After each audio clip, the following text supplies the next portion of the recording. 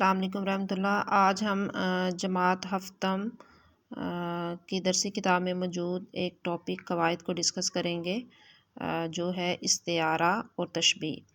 سب سے پہلے ہمیں یہ پتہ ہونا چاہیے کہ استعارہ اور تشبیہ ہے کیا۔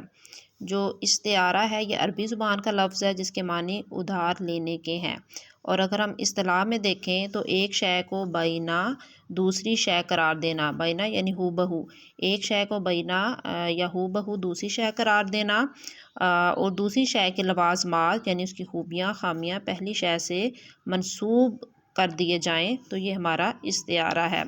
اب استعارہ میں تشبیہ کا تعلق پایا جاتا ہے لیکن اس میں حرف تشبیہ موجود نہیں ہوتا، ٹھیک ہے۔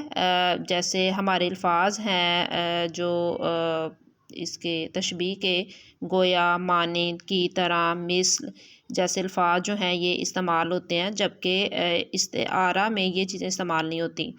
اور تشبیہ کی تعریف کیا ہے کہ جو تشبیہ ہے اس میں ایک شے کو اس کی مشترک خصوصیت کی وجہ سے دوسری چیز کی طرح قرار دینا، یعنی دونوں میں جو ہے وہ کوئی نہ کوئی چیز لازمی مشترک ہوتی ہے، اور اس میں لفظ تشبیہ ہوتا ہے اور استعارہ میں لفظ تشبیہ نہیں ہوتا۔ جیسے کہ مثالوں سے آپ کو زیادہ سمجھ لگے گی، جیسے اکثر گھر میں آپ لوگوں نے سنا ہوگا کہ مائیں کہتی ہیں کہ میری بیٹی تو چاند کی طرح خوبصورت ہے، تو یہ تشبیہ ہے۔